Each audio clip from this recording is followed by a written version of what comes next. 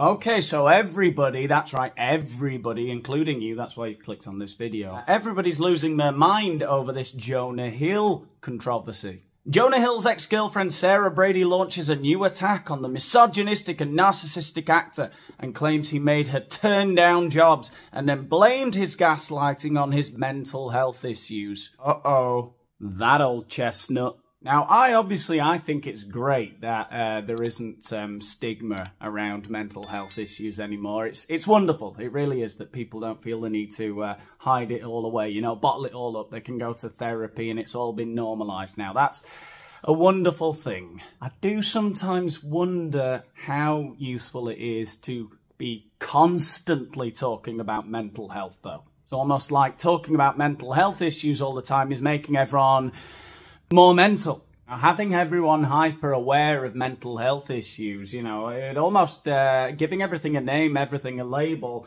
I think at best, a lot of the time makes us play up to that. You know, it sort of gives us an excuse, a pass for any of our shitty, weird behaviours. And at worst, a lot of the time, it kind of glamorises it. But getting back on topic, that is my main takeaway from this this whole fiasco that we're going to see here, is that I think that Jonah Hill and his ex-girlfriend, surfing instructor thing that he dumped 2 years ago and now for some reason is a little bit click hungry and is coming back into the headlines accusing him of being a misogynist just when he's had a baby with his now current girlfriend, like a bitch. But I think what is going on here is more, there are two people who are obsessed with their own thoughts and their personality disorders and therapy and talking about all the lack of stigma there is around mental health issues now, and it's just making them insane. That's what's going on here. Everyone's falling into Camp Jonah Hill or Camp ex-girlfriend Sarah Brady, I think she's called, whoever, the surfing instructor lady. Nobody cares. Everyone's falling into the camp of, oh, he's a misogynist, or, oh, she's a nasty liar. No. If I've learned anything in the last year or so of being a gossip bitch on YouTube, it's that you must leave the door open for the possibility that everyone involved in one of these fracas is a total twat or partial twat. You must keep an open mind. You must have nuance and balance to understand my channel. Sarah Brady, who dated the Superbad star for a year in 2021, claims that he forced her to turn down jobs with surfing and swimwear brands after sliding into her DMs for a picture he called an ass shot. Now, I already hate whoever's involved in using the phrase sliding into someone's DMs. Now, you might think that I would give Sarah Brady a pass for using an expression like sliding into DMs, you know, because I'm in my mid-30s and she's several years younger than me. She's what, 27, 28 from what I can find on the internet about her. But you'd be wrong. I won't give her a pass. And the reason is I have always been self-aware enough, just enough, to not use any new lingo, right? I hate it. I remember I bought a new pair of Nike football boots when I was like 15. And I had them in my bag and I showed them to a boy in my class. And he said, they are sick.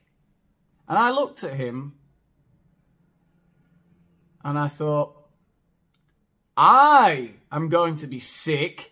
Don't call something sick. What's worse is people who are older than me that pick up on these expressions about sliding into DMs and calling something sick. You sound like Justin Timberlake saying word in the early 2000s. You're pathetic. These people who are so desperate to give off the image as though they're staying ahead of the trend all the time. They hear a new word 2 or 3 times, or they hear a word that they've always known in a different context, in a new context 2 or 3 times, and they think they've heard it just enough times to basically understand the new meaning of the word, and then they start casually dropping it into conversations, like a friend of yours who suddenly starts wearing shades indoors and says nothing about it. Do you know what, you people? What is it? Eh? What do you need? Do you want to avoid the fact that your body is decaying and you are going to die? Right? What do you want? The most slid into DMs in the graveyard? Huh? You cannot avoid Mother Nature's merciless, relentless scythe.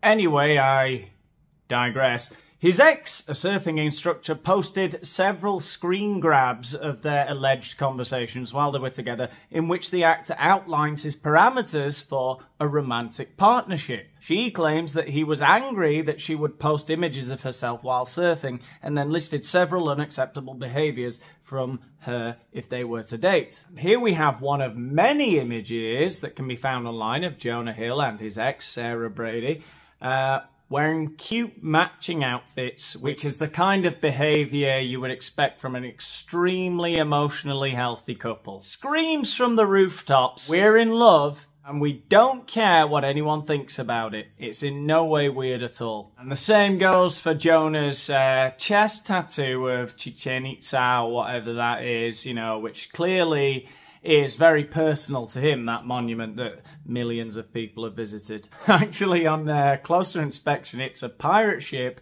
with a wolf and a panther on either side. Cool? I think so. With a tattoo like that, you know that Jonah is not the kind of guy to suffer fools gladly. This guy is not playing around when it comes to interpersonal relationships. He has the spirit of a wolf-panther pirate. He'll make the right decision when he has to, right? He plays it by ear. He'll hunt in packs, he'll hunt alone, or maybe he'll just raid your booty. Anyway, let's get into what this lady of the waves, this siren, shared on her Instagram that supposedly incriminates Jonah Hill in some way. Okay, so this is the first thing that Sarah shared on her Instagram stories, and it's supposed to be the most damning thing. I think it's the only thing that seems to be an actual message from Jonah in any way trying to tell her to do anything or doing the things that she's claiming he's doing, that he's controlling, that he's a misogynist. Anyway, this is supposedly the message. Plain and simple. If you need surfing with man, boundaryless and appropriate friendships with man, to model, to post pictures of yourself in a bathing suit, to post sexual pictures, friendships with women who are in unstable places from your recent wild past, beyond getting lunch or a coffee or something respectful, I'm not the right person for you. If these things bring you to a place of happiness, I support it, and there will be no hard feelings. These are my boundaries for a romantic relationship, my boundaries with you based on the ways these actions have hurt our trust. Now, after reading that message, as I said, people fell into one of two camps. Either you are a crazy feminist who thinks that that is a really misogynistic thing to say or to think about your partner as a man, or there's the other group. There's like the Daily Wire based crew who are like, yes, you shouldn't be such a whore, right? And I don't agree with either of those takes. Basically, I don't think that what he sent to her was particularly misogynistic. I think those are a list of expectations that he has for a woman who is going to be in a relationship with him. I do think it's ridiculously naive. I don't understand how you're in your mid to late 30s and don't understand yet that you don't go out with someone and see all of those behaviours and think that they are going to change.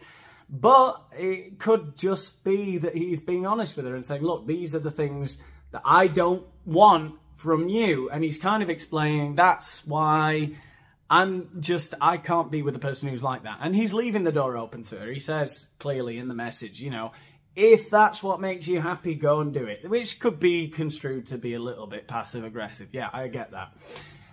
I don't think it's particularly misogynistic. I think he just shouldn't be so naive as to think that you're going out with someone at that age and you're going to change them that much. Nah, she's in her mid to late 20s, you're in your mid to late 30s. And to be fair to him, he kind of dumped her there. That was kind of the end of it, as we'll see in the next message. Okay, so Sarah at the top of this part of the story puts a little message to all of her girl followers. This is a warning to all you girls. If your partner is talking like this, make an exit plan. Love y'all.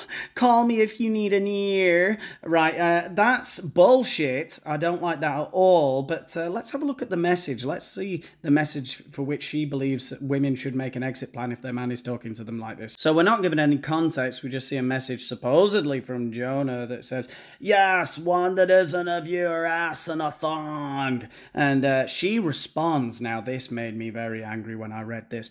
Not a thong, but K. Don't say K. I hate it when people say K. They can't even be bothered to put the O. That's so passive-aggressive, isn't it? I'm just writing K because I don't really care what you're saying. I don't... Oh, God. I will not... If anyone writes K to me, they are dead to me. I will never, ever accept that in my life. Anyway, then he goes on. He says, and as far as the other pictures of you in a bathing suit surfing or not... well, I don't know what he's on about there. We don't really get any more context. It's like, how can I make a decision about whether this is okay or not? I don't know. I'm done. There's tons. I'm just going back the past month. You want to argue and I don't. And then she is talking about making an exit plan. She's hanging on, isn't she? She says, you're done? What does that mean? It means he's done, lady. You filthy siren. He's out of there. Odysseus is lashed to the mast by his mates. His pals have got his back. And they're not letting him dive into the waves after your bitch call, you harpy. All right? Okay.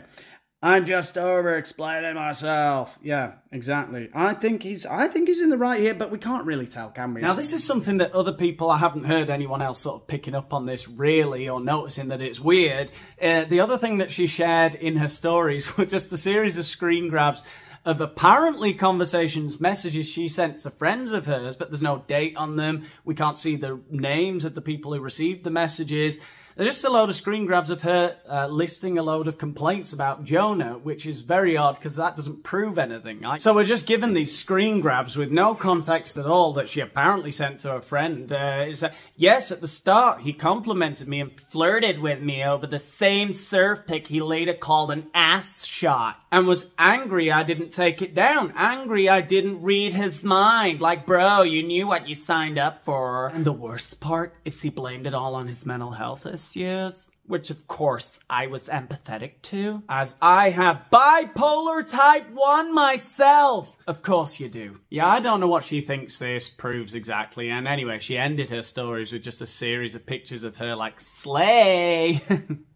You perceive my vulnerability as weakness. How foolish of you! I got bored of who I was with you. Heartbreak. It's nothing I haven't survived before.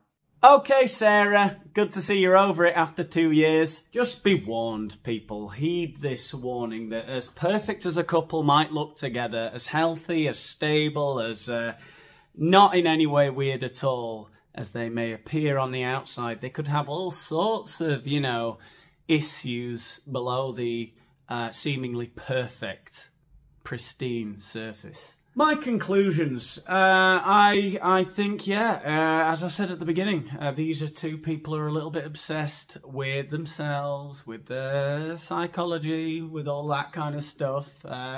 She seems a little bit desperate. Now, she's probably not very happy about her ex-boyfriend being a multimillionaire and now settling down with a woman who isn't posting ass shots on Instagram. No, she's ready to settle down and have babies, right? The Daily Wire would very much approve of his new woman, right? Who doesn't have inappropriate relationships with wild ladies and surfer dudes. I don't know. Jonah does come across as a bit insecure. Sure. I'm not going to say he doesn't. Naive. You can't change people. They're not going to change. I'm not going to change. No one's going to try and change this guy. No. Many have tried. It's a fool's errand. And if you're happy with me as I am, like, share, subscribe to the channel if you want to see more of this stuff. These deep dive psychological analyses of the gods of our age, like Jonah Hill and this surfing instructor lady, and so on and so forth. We will continue. I will continue in my next video. which you will definitely not want to miss, will you? All right. I'll see you in the next one. Goodbye.